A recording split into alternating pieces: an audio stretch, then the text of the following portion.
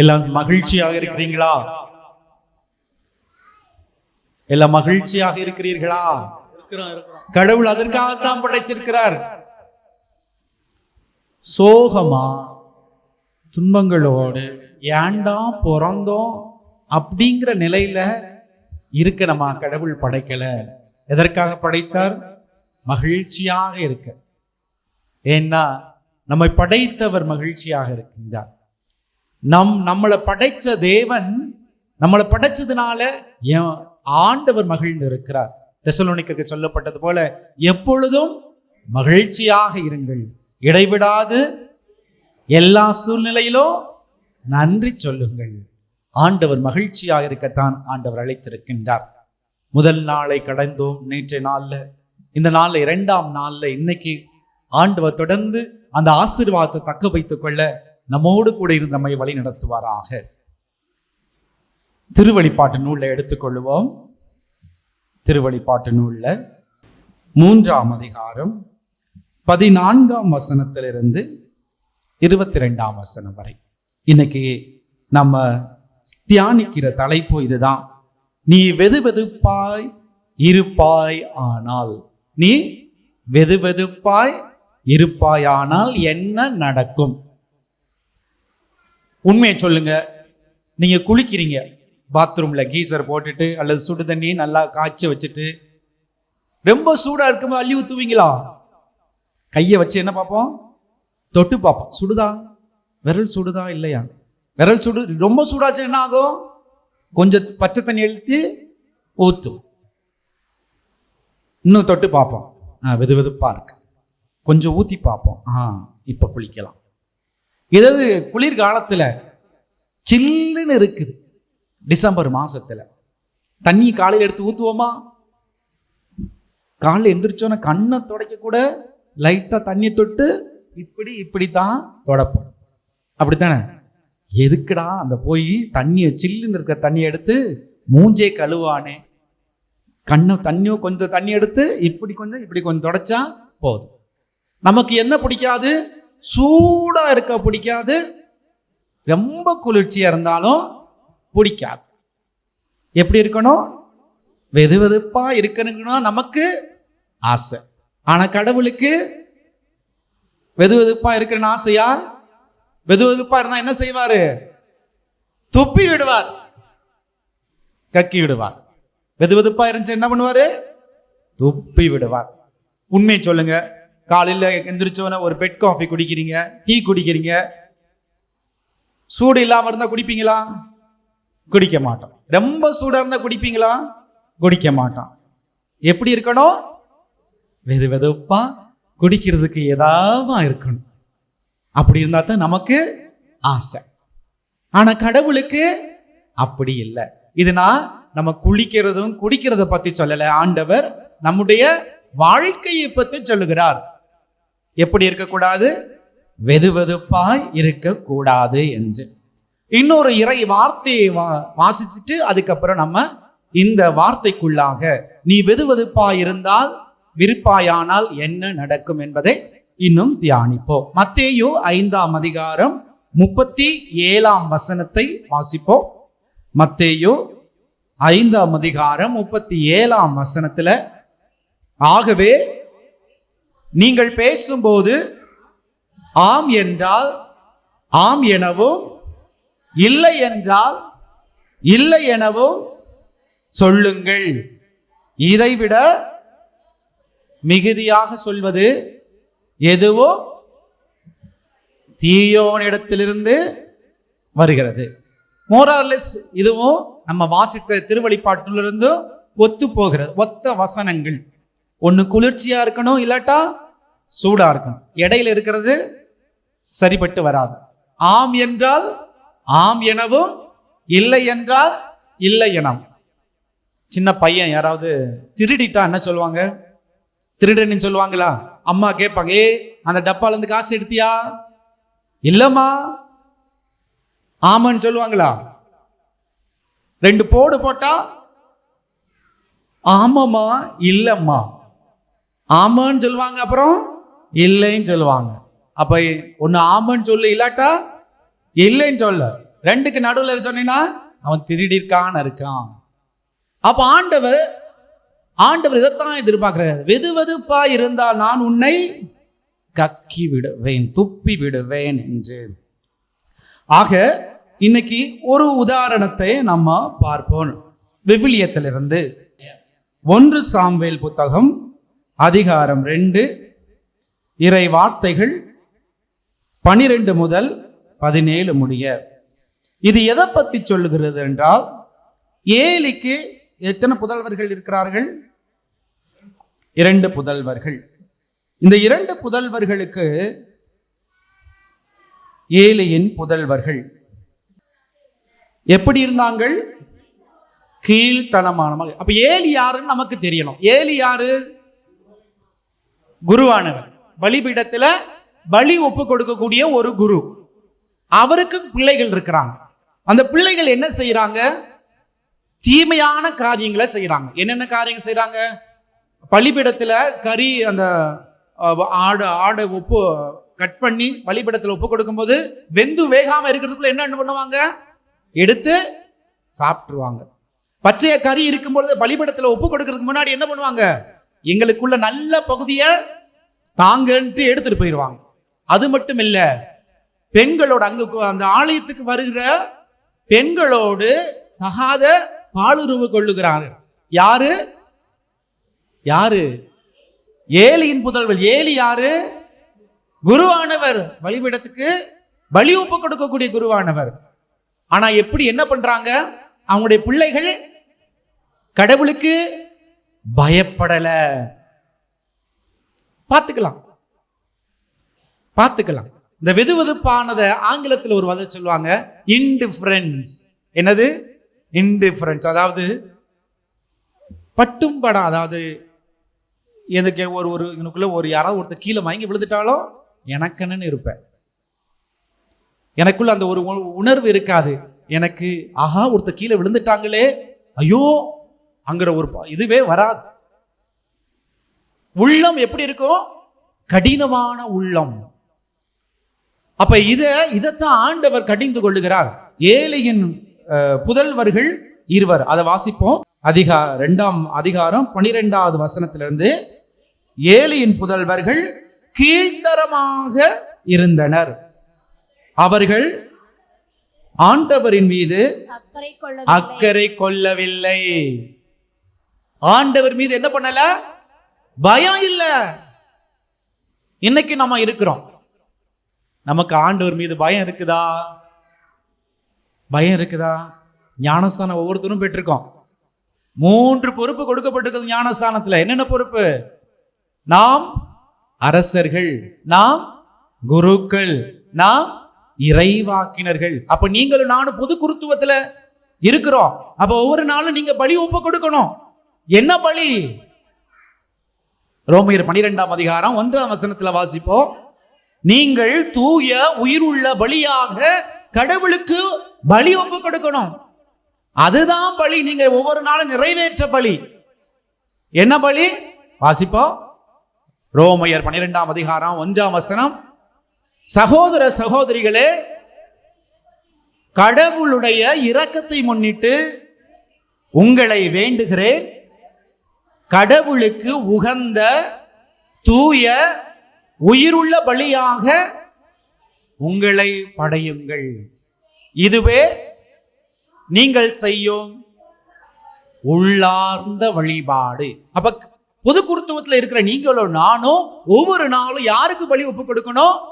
கடவுளுக்கு பலி ஒப்பு கொடுக்கணும். குருவானவர்னா ஒவ்வொரு நாளும் திருப்பலி நிறைவேற்றணும். அப்ப நீங்களும் நானும் பொது குருத்துவத்தில் இருக்கும் பொழுது பலி ஒப்பு கொடுக்கணும்னா எப்படிப்பட்ட பலி?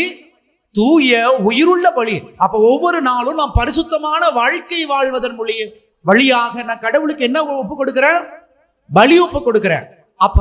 இப்ப நான் பரிசுத்தமாக பலி ஒப்பு கொடுக்கப்பட்ட அழைக்கப்பட்ட நான் ஏதோ ஒரு பாவத்துல விழுகிறேன். ஒவ்வொரு நாளும் பாவத்துல விழுந்து விழுந்து விழுந்து பலி ஒப்பு கொடுக்காம இருக்கிறேன். அப்ப நான் ஒரு பரிசுத்தமான வாழ்க்கையை வாழல. அப்ப நான் என்ன பண்றேன்? கடவுளுக்கு பயப்படல. பார்த்துக்கலாம் எப்படிப்பட்ட வாழ்க்கை வாழ்றேன், பார்த்துக்கலாம். இன்டிஃபரன்ஸ் என்று சொல்வார்கள். ஆங்கிலத்தில் இன்டிஃபரன்ஸ். நான் கிறிஸ்தவன் தான், ஆனா கிறிஸ்தவன் சொல்றத நான் கேட்க மாட்டேன். கிறிஸ்து சொல்றத நான் வாழ்க்கையை கடைபிடிக்க மாட்டேன். ஆனா என்னுடைய மேலோட்டமான வாழ்க்கையை நான் வாழுவேன். சிலுவை போட்டுக்கிருவேன், கோயிலுக்கு வருவேன், திருவிருச்சாதனங்களை நான் பெற்றுக்கொள்வேன். ஆனா கடவுள் சொல்வத கேட்க மாட்டேன், அவர் வார்த்தைகளை கடைபிடிக்க மாட்டேன். இப்படிப்பட்டதுதான் வெதுவெதுப்பான வாழ்க்கை. இப்படிப்பட்டதுதான் வெதுவெதுப்பான வாழ்க்கை. அப்ப கடவுளுக்கு அவர்கள் பயப்படல. ஏலியின் மக்கள் கடவுளுக்கு பயப்படவில்லை. அடுத்த 13வது வசனத்தை வாசித்தோம் என்றால், அந்த குருக்களின் மக்களிடம் பின்வருமாறு நடந்து கொண்டனர். யாராவது பலி செலுத்தினால் இறைச்சி வேகும் போதே கையில் 3 பல் கொக்கியுடன் குருவின் பணியாளர் வருவான். அவன் அதை கொப்பரையிலேயோ அண்டாவிலோ சட்டியிலோ பானையிலோ விடுவான். கொக்கில விடுவான். அந்த கொக்கில என்னென்ன மாட்டுதோ அதெல்லாம் யாருக்கு? அவனுக்கு. பலி ஒப்பு கொடுக்கிறதுக்கு முன்னாடியே, பாதி வெந்தும் வேகாம இருக்கிறதுக்கு முன்னாடியே. இப்படிப்பட்ட நேரத்துல தான். ஆனா அவர்கள் எப்படி கடவுளுக்கு பயந்து வாழல, கடவுள் சொல்றத கேட்கல. அப்ப மேலுமாக நம்ம வாசித்தோம் என்றால், கொக்கில் அகப்படுவது எல்லாம் குருவுக்கென்று எடுத்துக்கொள்வான். சீலோவுக்கு வந்த இஸ்ராயல் மக்கள் அனைவருக்கும் அவர்கள் இவ்வாறு செய்தார்கள். ஒவ்வொரு நாளும் இதான் நடக்குது. ஆனா ஏலியை கண்டிக்கவே இல்லை. நம்ம பிள்ளையோ திருடுது, நம்ம பார்க்கிறோம். கண்டிப்பீங்களா? கண்டிக்க மாட்டீங்களா? இன்னும் கொஞ்சம் பெருசா திருடிட்டு வா, இன்னும் கொஞ்சம் பேங்க்ல கொள்ளையடிச்சிட்டு வா அப்படின்னு சொல்லுவோம். கண்டிப்போம். இது யார் பொருள், போய் கொடுத்துரு, அது தப்பு அப்படின்னு நம்ம என்ன சொல்லுவோம்? கண்டிப்போம். இவன் என்ன, அவர்கள் ஏலியின் புதல்வர்கள் என்ன செய்யறாங்க? இது ஒரு நாள் 2 நாள் இல்ல, இது நடந்துகிட்டே இருக்குது. கடைசியா தான் அவர் கண்டிப்பார். முதல்ல என்ன பண்ணல? கண்டிக்கல, அப்படியே விட்டுட்டாரு. இன்னைக்கும் பெற்றோர்கள் நம்ம பிள்ளைகளை கண்டிக்கிறோமா? கோயிலுக்கு எத்தனை பிள்ளைகள் வருது? எங்க ஃபாதர் அடிக்கடி சொல்வார், 5 வயசுல முன்னாடி, 10 வயசுல நடுவுல, 15 வயசுல கொடிமரத்துல. இளைஞர்கள் எங்க இருக்கிறாங்க? 5 வயசுல முன்னாடி இருப்பாங்க, 10 வயசுல நடுவுல இருப்பாங்க, 15 வயசுல கொடிமரத்துல தான் இருப்பாங்க. அதுக்கப்புறம் காணாம போயிடுவாங்க. அதுக்கப்புறம் எப்போ வருவாங்க? கல்யாணத்துக்கு வருவாங்க. அதுக்கப்புறம் சாவுக்கு வருவாங்க. பெற்றோர்கள் கண்டிக்கிறோமா? நான் எனக்கு தெரிஞ்ச ஒரு பங்குல வேலை பார்த்துக்கிட்டு இருக்கும் பொழுது, சண்டே ஒரு கிளை பங்குல பூசை வச்சுட்டு வர்ற வழியில ஒரு அம்மா தன்னுடைய பிள்ளைகள் பூசை 8 மணிக்கு 7:45க்கு தன்னுடைய பிள்ளைகளை மீன் பிடிக்க கூட்டிட்டு போங்க. அதாவது அந்த மீன் பிடி தூண்டில் இருக்குல்ல, 3 தூண்டில், அம்மாவுக்கு 1, பிள்ளைகளுக்கு 2. அந்த 2 பிள்ளைகளும் கேட்டகிசம் வரணும். ஆனா அம்மாவை யாருக்கு எது கூட்டி போறாங்க?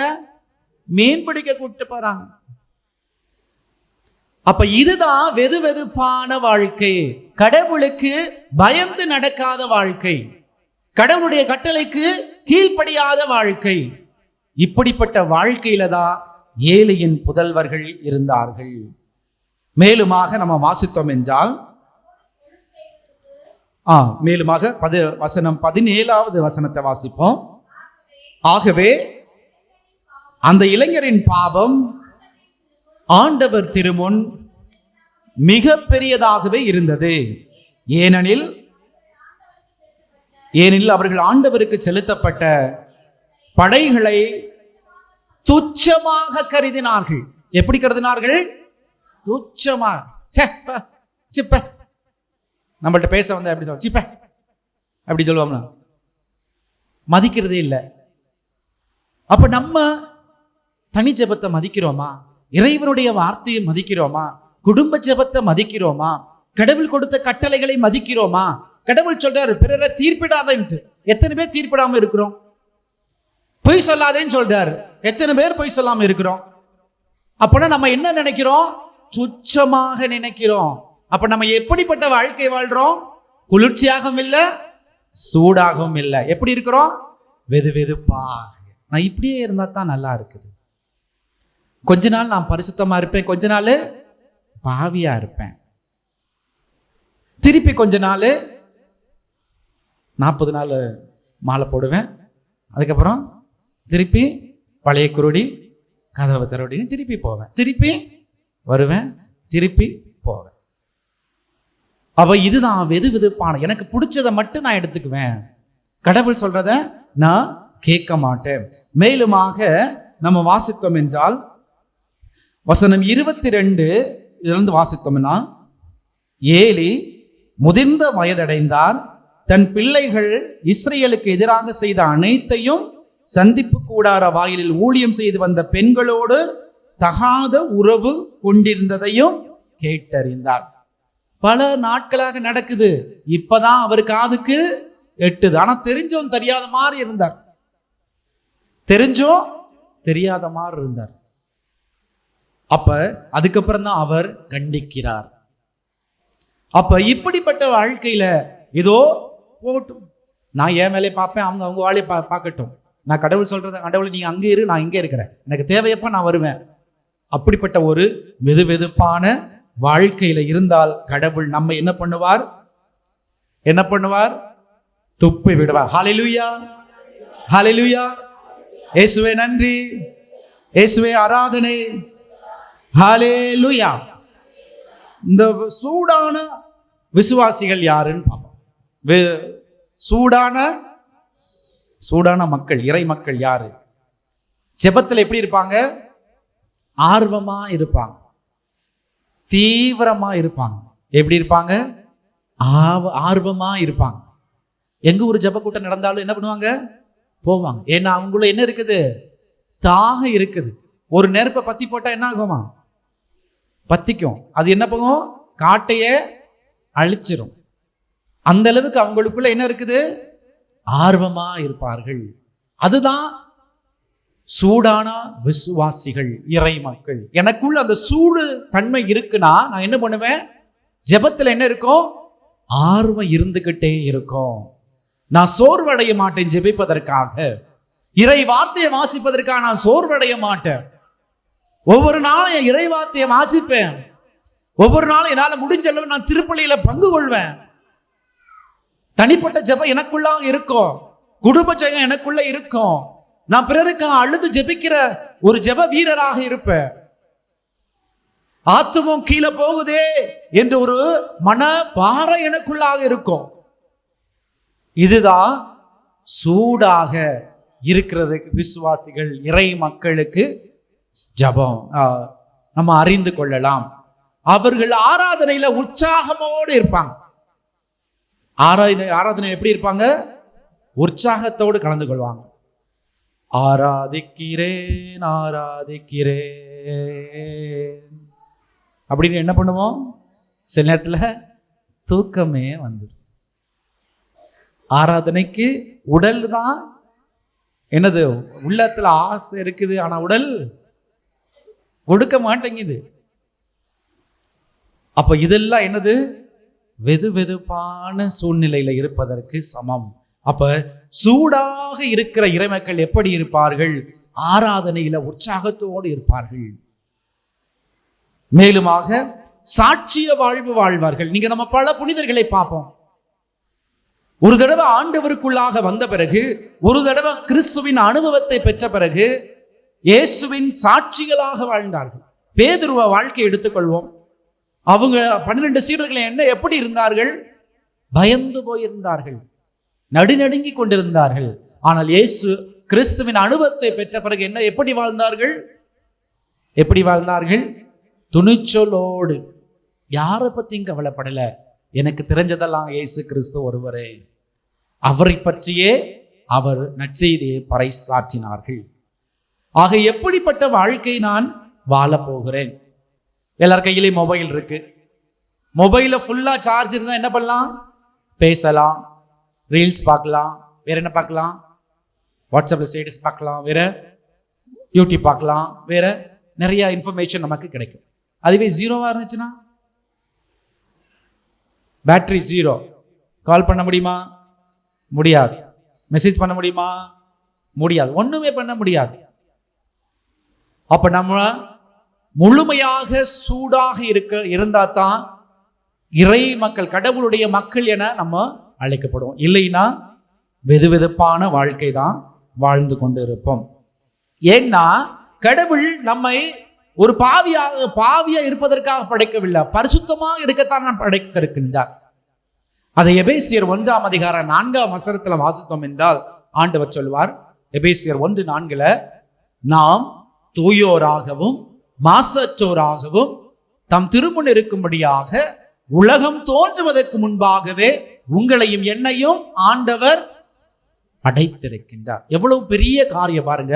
அண்ட சராசரங்களை படைப்பதற்கு முன்பாகவே ஆண்டவர் உங்களையும் என்னையும் பரிசுத்தமான வாழ்க்கைக்காக இருக்கத்தான் படைக்கப்பட்டிருக்கிறார். ஏனென்றால் நீங்களும் நானும் கடவுளுடைய பிள்ளைகள். புலிக்கு பிறந்தது பூனை ஆகுமா? ஆகாது. திருப்பாடல் 2:7 சொல்வார், நீர் என் மகன் என்று நான் உன்னை பெற்றெடுத்தேன் என்று.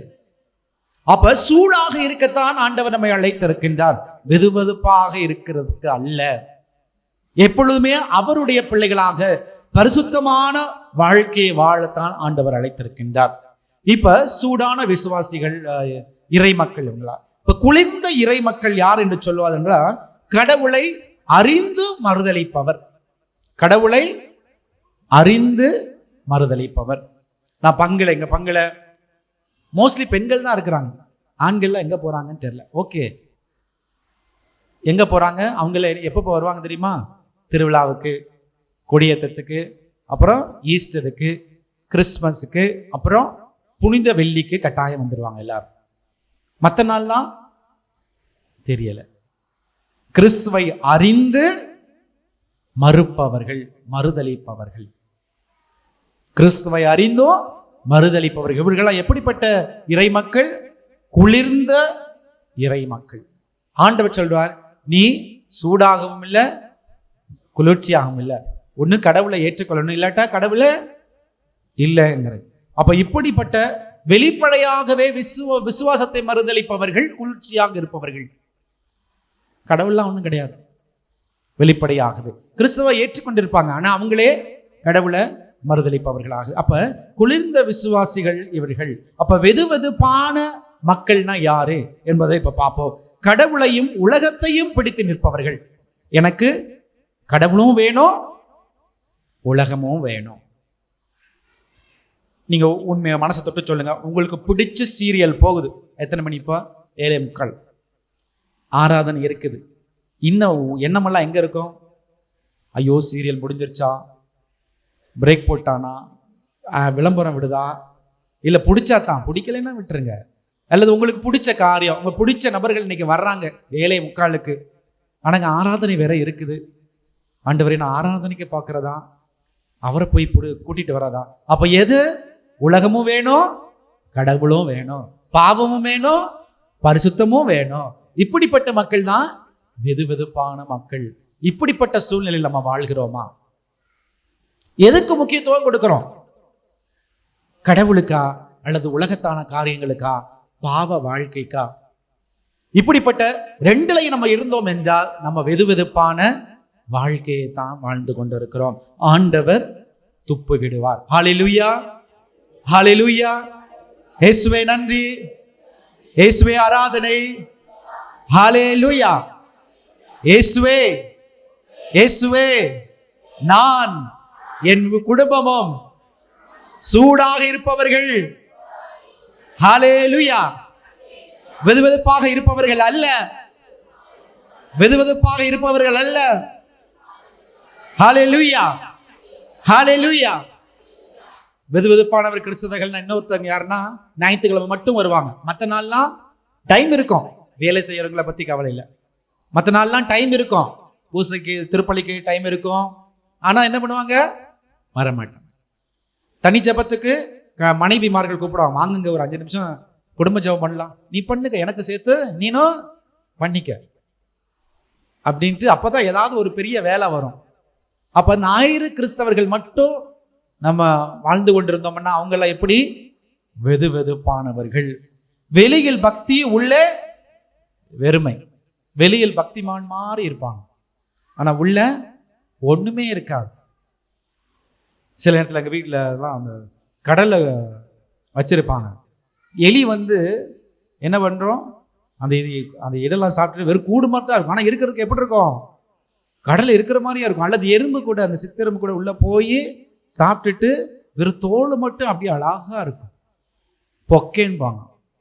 உங்க ஊர் இங்கேயும் அப்படிதான் சொல்லுவாங்களா? பொக்கேன். உள்ள வெளியில் நல்லா இருக்கும், உள்ள ஒண்ணுமே இருக்காது. வெளியில நல்லா சிலுவை போட்டிருப்போம், ஜெபமாலை போட்டிருப்போம், கையில பைபிள் வச்சுக்குவோம், நல்லா நடந்து வருவோம், கோயிலுக்கு வருவோம். ஆனா உள்ள என்ன இருக்காது? விசுவாசம் இருக்காது. உள்ள கடவுள் மீது அன்பு இருக்காது. எல்லாம் இரண்டு வகையான வாழ்க்கை, இரட்டை வகையான வாழ்க்கை. அத சீராக்கின் ஞான நூல்ல 1ஆம் அதிகாரம் 28ஆம் வசனத்தில் ஆண்டவர் சொல்லி தருவார். சீராக்கின் ஞான நூல் 1ஆம் அதிகாரம் 28ஆம் வசனத்துல,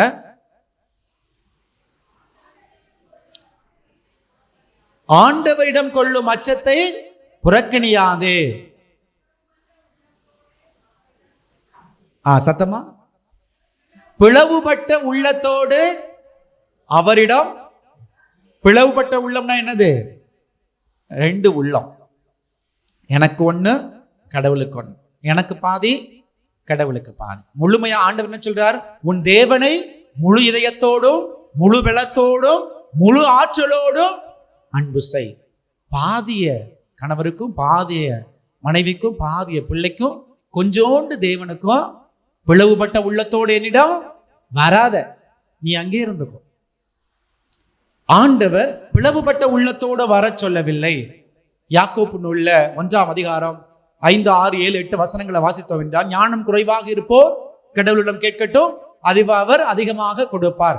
ஆனா எப்படி கேட்காத? பயத்தோடு. இருமனம் உள்ளவர்கள் ஏதாவது கிடைக்கும் என்று எதிர்பாராதிருக்கட்டும் என்று சொல்லுவான். இருமனம் உள்ளவர்கள். எனக்கு எப்படின்னா, கடவுளே நீங்க தான் எனக்கு எல்லாமே அப்படின்னு கொஞ்ச நாள் ஜெபம் பண்ணுவோம். அதுக்கப்புறம் மனிதர்களையும் பொருட்களையும் நம்பி தேடி போவோம். அப்ப இப்படிப்பட்ட பிளவுள்ள வாழ்க்கை வெதுவெதுப்பான வாழ்க்கைக்கு சமம். இப்படிப்பட்ட வாழ்க்கை நம்ம வாழ்கிறோமா? ஞாயிறு கிறிஸ்தவர்களாக மட்டும் வாழ்கிறோமா? கடவுளையும் உலகையும் ஒன்னாக சேர்த்து நம்ம வாழ்கிறோமா? கொஞ்ச நாள் பக்திமான், கொஞ்ச நாள் பாவ வாழ்க்கையில வாழ்கிறோமா? அடுத்தபடியாக சமரச வாழ்க்கை, சமரசம் செய்வது. ஃபர்ஸ்ட் நாள் ஆர்வமா என்ன பண்ணுவோம்? இறை வார்த்தை வாசிப்போம். அடுத்த நாள் மதியானம் வாசிக்கலாம் அப்படின்ட்டு சிந்திப்போம். அடுத்த நாள் சாயங்காலம் வாசிக்கலாம் அப்படின்னு சொல்லிருப்போம். அடுத்த நாள் அடுத்த வாரம் இருக்குது பார்த்துக்கலாம், அடுத்த வாரம் பார்த்துக்கலாம் அப்படின்ட்டு இறை வார்த்தைக்கோட என்ன பண்ணுவோம்? சமரசம் செய்வோம். ஞாயிறு திருப்பலியில சமரசம் செய்வோம். என்ன பண்ணுவோம்? ஒரு வாரம் போகலைன்னா கடவுளை நம்ம என்ன ஏதாவது செஞ்சிட போறாரா, நம்ம கடவுள்கிட்ட போய் மன்னிப்பு கேட்டுக்கலாம். அடுத்த வாரம் போகலைன்னா ஏதாவது சொல்ல போறாரா, போய் பாவல் ஒன்றும் பரவாயில்லை அப்படின்ட்டு எல்லாத்துக்களையும் சமரசம் செய்வது. நம்முடைய தனி ஜெபத்திலையோ குடும்ப ஜெபத்திலையோ இறை வார்த்தையை வாசிப்பதிலையோ பக்தி முயற்சிகளில் என்ன பண்ணுவோம்? சமரசம் செய்கிறது. இது வெதுவெதுப்பான வாழ்க்கைக்கு உரியது. இப்படிப்பட்ட வாழ்க்கையை வாழ்ந்த கடவுள் நம்மை துப்பி விடுவார். ஆவியில வெறுமை இருக்கும். நம்ம ஜெபம் பண்ணுவோம், ஆனா உள்ள ஒரு வெறுமை, ஒரு எம்ப்டினஸ். கடவுள் இருக்கிறா. ஏதாவது ஒரு துன்பம் ஒரு எனக்குள்ள வரும் பொழுது, ஏதாவது ஒரு நோய் எனக்குள்ள வரும் பொழுது, ஏதாவது ஒரு கஷ்ட காலம் வரும் பொழுது நாமே அலசி ஆராய்வோம். எப்படி இருக்கிறோம்? ஆண்டவரே ஏன் என்னை சோதிக்கிறேன்னு கடவுள்ல ஃபர்ஸ்ட் என்ன கேட்போம். அப்படிதானே? சோதனை யார் கொடுக்குறா? கடவுளா கொடுக்குறாரு? சத்ருவானில தான் வருகிறது சோதனை. அப்ப நம்முடைய விசுவாச வாழ்க்கை, நம்முடைய விசுவாச நம்பிக்கை எல்லாம் சிதைந்து போகிறது.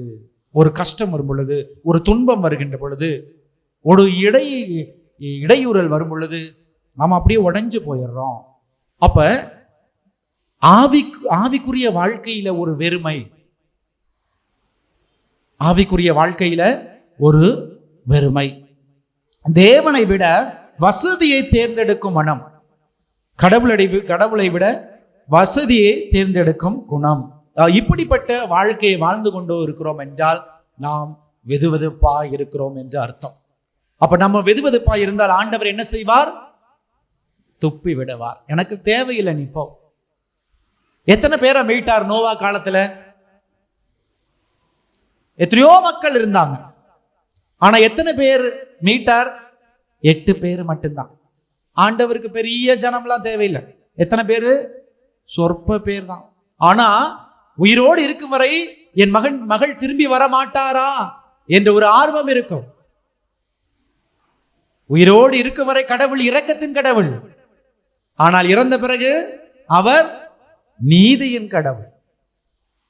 உயிரோடு இருக்கும் வரை நம் தேவன் இரக்கத்தின் தேவன். எத்தனை முறை நீங்க போய் நின்றாலும் ஆண்டவரே என்னை மன்னியும் என்று சொன்னால் அவர் மன்னிக்க கூடிய தேவன். ஆனால் கண்ணை மூடிட்டா அவர் எப்படிப்பட்ட தேவன்? நீதியின் தேவன். திருப்பாடல் 115:17 கூட ஆண்டவர் சொல்லுவார், மௌன உலகிற்கு செல்வோரான யாரும் ஆண்டவரை புகழ முடியாது. ஆக நாம் எப்படிப்பட்ட வாழ்க்கை வாழ்கிறோம்? வெதுவெதுப்பான வாழ்க்கை வாழ்கிறோமா, அல்லது உண்மையிலே சூடான ஆவிக்குல அனலாய் இருக்கிற வாழ்க்கையை வாழ்கிறோமா என்பது தான் ஆண்டவர் எனக்கு கற்றுத்தருகிறார். இயேசு ஏன் இந்த வெதுவெதுப்பான வாழ்க்கையை வெறுக்கிறார்? இயேசு சமரசத்தை ஏற்க மாட்டார். நேற்றைய தினத்தில் குருவான் நமக்கு சொன்னது போல, அவர் தனக்கு ஆராதனை செய்யாமல் வேறு பொருட்களுக்கோ வேறு மனிதர்களுக்கோ ஆராதனை செய்வதை ஆண்டவர் ஏற்றுக்கொள்வாரா? ஏற்றுக்கொள்ள மாட்டார். நோவா முழு உள்ளத்தோடு ஆண்டவரை துதித்தவர், அவருடைய குடும்பமும். ஒரு நல்ல சூடான வாழ்க்கை வாழ்கிற ஒரு நல்ல குடும்பம்னா அது நோவாவுடைய குடும்பம். ஆபிரகாமை போல விசுவாசத்துல உண்மையாய் நிலைத்திருக்கின்ற குடும்பமாகும். இப்படிப்பட்ட சூடான வாழ்க்கை வாழத்தான் ஆண்டவர் அழைக்கின்றார். இந்த வெதுவெதுப்பான வாழ்க்கை உண்மையற்ற விசுவாசம். எத்தனை நாளைக்கு நம்ம இருப்போம்? பாவத்திலையும் பசுத்திலையும் உழண்டு கொண்டே எத்தனை நாள் இருப்போம்? ஒரு குறிப்பிட்ட வாழ்க்கை தான், அதுக்கப்புறம் இறந்து போயிடுவோம். அப்ப இது சாட்சிய வாழ்வை கெடுக்கிறது. இது கடவுளின் பரிசுத்தத்திற்கு எதிராக இருக்கிறது. இதனால தான் லவுதோக்கியா மக்களுக்கு ஆண்டவர் எச்சரிக்கை இடுகிறார். ஒண்ணு நீ குளிர்ச்சியா இருக்கணும், இல்லாட்ட சூடா இருக்கணும். நீ வெதுவெதுப்பா இருந்த நான் உன்னை துப்பி விடுவேன். அப்ப இதுக்கு நான் என்ன பண்ண வேணும்? என்ன பண்ணணும்? அதே திருவெளிப்பாட்டு நூல்ல 3ஆம் அதிகாரம் 19வது வசனத்தை நம்ம வாசிக்கலாம். நான் யார் மீது அன்பு செலுத்துகிறேனோ அவர்களை கண்டித்து திருத்துகிறேன். ஆகவே நீ ஆர்வம் கொண்டு மனம் மாறு. அப்ப ஆண்டவர் நம்மிடம் எதிர்பார்ப்பது என்னது? ஒன்னே ஒன்று, மனம் மாறு. நீ வெதுவெதுப்பா இருக்கிற சூழ்நிலை விட்டு விலகி நீ என்ன பண்ணணும்? ஃபர்ஸ்ட் நீ மனம் திரும்பு. அப்ப மனம் திரும்பினா நான் என்ன செய்யணும்? ஆவிக்குரிய தீயை மீண்டும் நான் கட்டி எழுப்பணும். ஒவ்வொரு நாளும் ஆவியை அனலாய் பற்றி எரிய செய்யணும். இப்ப பரிசுத்த ஆவிக்குரிய வாழ்க்கையை வாழணும். அப்ப பரிசுத்த ஆவிக்குரிய வாழ்க்கையை வாழணும். நான் ஒவ்வொரு நாளும் என்னுடைய தினசரி ஜெபம் எனக்குள்ளாக இருக்கணும். தனி ஜெபம் எனக்குள்ளாக இருக்கணும். குடும்ப ஜெபம் எனக்குள்ளாக இருக்கணும். இறை வார்த்தையை வாசிப்பவனாக இருக்கணும். மேலுமாக பரிசுத்த ஆவியினால் ஒவ்வொரு நாள் நான் நிரப்பப்படணும். பரிசுத்த ஆவியினால் ஒவ்வொரு நாள் நான் அக்கினியாய் அனலாய் நிரப்பப்படணும். இப்படிப்பட்டு இருக்கும் பொழுது நான் சூடாக இருக்க முடியும், அனலாக இருக்க, அக்கினி அபிஷேகமாக இருக்க முடியும். எனக்குள்ளாக உண்மையான ஆராதனை எனக்குள்ளாக இருக்க வேண்டும். இதெல்லாம் எப்ப நடக்கும் என்றால், எனக்குள்ள எப்ப மனம் மாறுதல் இருக்குதோ அப்பொழுது இதெல்லாம் நடக்கும். இப்போ ஒரு கணவர் ஒரு மனைவிட்ட சொல்றாருன்னு வச்சுக்கோங்களேன். மனைவிட்ட சொல்றார், எனக்கு உன்னையும் பிடிக்கும், பக்கத்து வீட்டுக்கார பொண்ணையும் பிடிக்கும் அப்படின்னு சொன்னா உங்களுக்கு எப்படி இருக்கும்? ஏத்துக்குவீங்களா? ஏத்துக்குவீங்களா? ஏத்துக்க மாட்டோம். அப்படித்தானே? அதே போலதான் கடவுளே உங்களையும் பிடிக்கும், பாவத்தையும் பிடிக்கும் சொன்னா கடவுள் ஏத்துக்குவாரா? பகுதி பகுதியான வாழ்க்கை, அப்படித்தானே? பகுதியான வாழ்க்கை. அப்ப முழுமையான வாழ்க்கை யார் கொடுத்தார்? நோவா கொடுத்தார், ஆபிரகாம் கொடுத்தார். அப்படிப்பட்ட ஒரு முழுமையான, முழு இதயத்தோடு, முழு பலத்தோடு, முழு ஆற்றலோடும் இந்த பகுதி பகுதியான வாழ்க்கை வேண்டாம். கொஞ்ச நாள் பாவத்துல இருப்பேன், நான் கொஞ்ச நாள் பரிசுத்தத்திலையும் இருப்பேன் என்று சொல்ல முடியாது. ஒரு வேலைக்காரன் உங்கள்கிட்ட வருவார்னு வச்சுக்கோங்களேன். கொஞ்ச நேரம் தான் வேலை பார்க்கிறார், கொஞ்ச நேரம் தான் வேலை பார்க்கிறார். எவ்வளவு சம்பளம் கொடுப்பீங்க? ஒரு நாள் முன்னாடியே பேசிட்டீங்க, ஒரு நாள் வாடகை, ஒரு நாள் ஃபுல்லாக வந்தீங்கன்னா 8 மணி நேரம் வேலை பார்த்தீங்கன்னா உனக்கு 1000 ரூபாய் வேலைன்ட்டு. ஆனால் வந்தது பாதி நேரம். எவ்வளோ காசு கொடுப்பீங்க? பாதி காசு தானே கொடுப்பீங்க, பாதி காசு தான் கொடுப்பீங்க. ஏன்னா அவர் பார்த்தது என்னது? பாதி நேரம் தான். இதுக்காக முழுமையான நேரத்தை கொடுப்பீங்களா? முடியாது. அப்ப எப்படிப்பட்ட அவருடைய ராஜ்யத்துல பாதி மனதோடு இருக்க முடியுமா? எனக்கு பரலோகம் வேணும். எத்தனை பேருக்கு பரலோகம் போக ஆசை? பாதி பேருக்கு நிறையவே வேணாமா? கையே தூக்க மாட்டேங்கிறீங்களே. எத்தனை பேருக்கு பரலோகத்துக்கு போனோம்? ஆண்டவரே கையாவது உயர்த்துங்க. ஆண்டவரே நான் பரலோகத்துக்கு போகணும். அப்படித்தானே? பரலோகத்துக்கு போகணும்னா பாதி பாவத்தோடு இருந்தா எப்படி போறது? பரிசுத்தமா இருக்கணும் தானே? அப்ப ஆண்டவருக்கு இந்த பாதி பாதி வாழ்க்கையெல்லாம் வேணாம், இந்த வெது வெதுப்பான வாழ்க்கையெல்லாம் வேணாம். ஆண்டவர் எதை எதிர்பார்க்கிறார்? சூடா இருக்கணும், அனலாய் அக்கினியா அபிஷேகமாக அவர் கட்டளை கீழ்ப்படிந்து அவரோடு ஆராதனையை முழுமையாக இருக்க வேண்டும். ஆவிக்குரிய வாழ்க்கையிலே அனலாய் இருக்கணும். இதைத்தான் ஆண்டவர் எதிர்பார்க்கிறார். இல்லை என்றால் துப்பி விடுவார் ஆண்டவர். ஒரு இளைஞன் வருகிறான் இயேசு விட்டார். எந்த இளைஞன்? செல்வந்த இளைஞன். அவன்கிட்ட என்ன இருக்கு? நிறையா காசு பணம் எல்லாம் இருக்குது. அவன் ஆண்டவர் இயேசு தேடி வர்றான். அவன் என்ன பண்றான்? வெளிப்படையா அவன் நல்லவன் தானே. அவன் என்ன சொல்றான்? நான் கட்டளை எல்லாம் கடைபிடிச்சிருக்கிறேன், எல்லாத்தையும் நான் பண்ணிக்கிட்டு இருக்கேன். ஆனா இன்னும் நான் விண்ணரசை பெற்றுக்கொள்ளணும்னா என்ன பண்ணணும்னு கேட்கிறான். ஆண்டவர் என்ன சொல்றார்? உன் செல்வத்தை எல்லாம் ஏழைகளுக்கு வித்து கொடுத்துட்டு நீ என்ன பின்பற்றுவான். ஆனா அவன் செய்யறானா? என்னாச்சு? பாதி செல்வம் எப்படிரா விடுறது? பாதி கடவுளுக்கு வேணும். எனக்கு ஆசை இருக்கு பரலோகத்துக்கு போக, ஆனா எனக்குள்ள என்ன இருக்குது? இந்த செல்வத்தை விட முடியல. அப்ப இது எப்படிப்பட்ட வாழ்க்கை? வெது வெதுப்பான வாழ்க்கை. ஹல்லேலூயா, ஹல்லேலூயா. இயேசுவே நன்றி, இயேசுவே ஆராதனை. ஹல்லேலூயா. மேலும் தீமோத்தேயு 1 அதிகாரம் 6 வசனத்தில் ஆண்டவர் சொல்லுவார்.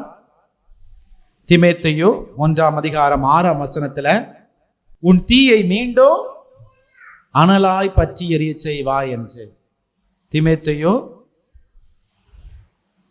2 தீமோத்தேயு 1 அதிகாரம் 6 வசனம். அப்ப ஆண்டவர் சொல்றார், நீ பெற்றுக்கொண்ட ஃபர்ஸ்ட் தடவை நீ பெற்றுக்கொண்ட அந்த அனல் தெரியுமா? எப்ப பெற்றோம்? ஞானஸ்தானத்துல பெற்றோம். அது எரியுதா இல்ல அணைஞ்சிருச்சா? எங்க வீட்டுல முன்னாடிலாம் அடுப்பு வச்சு விறகு வச்சு எரிப்பாங்க. அப்ப என்ன பண்ணணும்? ஊதிக்கிட்டே இருக்கணும். ஊதுகுழல் இருக்கு. உங்க வீட்டுல இருக்கா? இப்பெல்லாம் கேஸ், எல்லாருடையும் கேஸ் இருக்குது. விறகு வச்சு எடிச்சா என்ன பண்ணணும்? அது ஒரு ஆள் பக்கத்திலே சாம்பல் ஆயிரும். இல்லாட்டா அப்படியே விட்டுட்டா என்ன ஆயிரும்? சாம்பல் ஆயிரும். அது என்ன பண்ணும்? அப்பப்ப தட்டி விடணும், எடுத்து வைக்கணும். ஊதுகுழலை வச்சு புகையா இருந்துச்சுன்னா ஊதிக்கிட்டே இருக்கணும். அப்ப ஆண்டவர் சொல்ற தீமோத்தேயுகிட்ட, நீ பெற்றுக்கொண்ட அந்த பழைய அந்த அன்பை, பழைய பரிசுத்த கடவுளோடு கொண்ட உறவை, கடவுளோடு கொண்ட அந்த நெருப்பை நீ என்ன சொல்லி திருப்பி தூண்டி எழுப்பு, மனமாறி தூண்டி எழுப்பு என்றுதான் ஆண்டவர் நம்மை பார்த்து சொல்கிறார். ஆக இதுதான் மிக மிக முக்கியம். மேலுமாக இன்னொரு உதாரணத்தை பார்த்தோம்னா, தாவீது மன்னன் கடவுளுக்கு பிரியமான மனிதன். அவனும் பாவத்துல விழுந்தான். ஆனா விழுந்த மன்னன் என்ன பண்ணா? திருப்பி கடவுள்கிட்ட போய் மன்னிப்பு மனம் திரும்பினான். ஆண்டவர் அவனை மீண்டும் ஆசீர்வதித்தார்.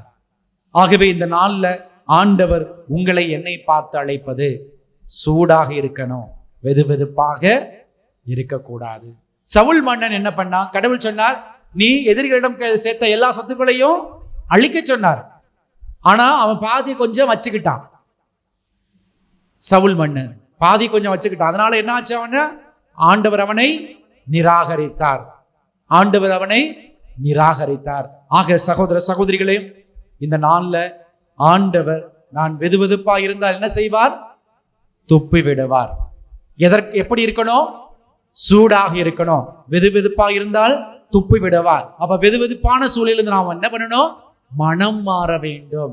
மனம் மாறுகின்ற பொழுது மீண்டும் ஆண்டவர் என்னை மன்னித்து மீண்டும் ஏற்றுக்கொள்கிறார். 2 தீமோத்தேயுக்கு சொல்லப்பட்டது போல நாம் பெற்றுக்கொண்ட அந்த பரிசுத்த ஆவியை, நாம் பெற்றுக்கொண்ட அந்த அக்கினி அபிஷேகத்தை, நாம் பெற்றுக்கொண்ட அந்த அபிஷேகத்தை, தூய ஆவின் கொடைகளையும் வரங்களையும் அனலாய் புதுப்பிக்க மீண்டும் தாகத்தோடு கேட்போம். எழுந்து நிற்போமா? எழுந்து நிற்போம். கண்களை மூடி. அன்பு இயேசுவே, இந்த நாளுக்காக நேரத்திற்காக மக்கள் நன்றி செலுத்துகிறோம். முதியரை வார்த்தைக்காக நன்றி.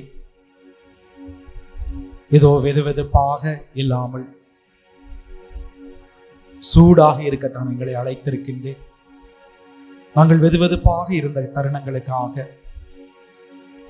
உலகத்தோடும் பாவத்தோடும் உம்மை மறுதலித்த தருணங்களுக்காக, ஆண்டவரை உம்மை தவிர்த்த தருணங்களுக்காக இந்த நேரத்தில் மனவருந்தி மன்னிப்பை வேண்டுகிறோம். மீண்டுமாக ஆண்டவரே எங்களை மன்னித்து எங்களை ஏற்றருளும். ஊதாரின் மைந்தனை போல மனம் வருந்தி மன்னிப்போடு வேண்டுகிறோம். எங்களை மன்னித்தருளும்.